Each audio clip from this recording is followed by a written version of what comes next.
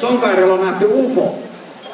Se on täysin mahdollista. Se jo aamupäivällä harjoitti täällä itikäs luuli Olli sitä, että meillä on tämä kokoisen, mutta se ei pidä paikkansa. Meillä on vaan ufoja täällä. Koko kansainvälinen lehdistö kutsutaan lehdistötilaisuuteen, jossa kun Sonkairella on nähty UFO ja sitten kysytään UFOlta, se saa ihan omalla kielellään sanoa, mistä se on tullut.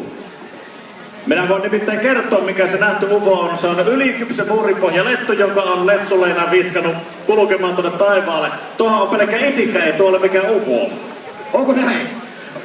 Onko sulla haulikkoa matkassa, Antero? Ammu alas. Mulla on aina haulikko, mutta se on auton takakontissa. Ei, se on Piäskynen tuo elekkeen, nyt pojat sillä tuolla männöö. Kato, eikö tuo työ, että pojat tule lintuja? Minkälaista sakkia teillä on oikein?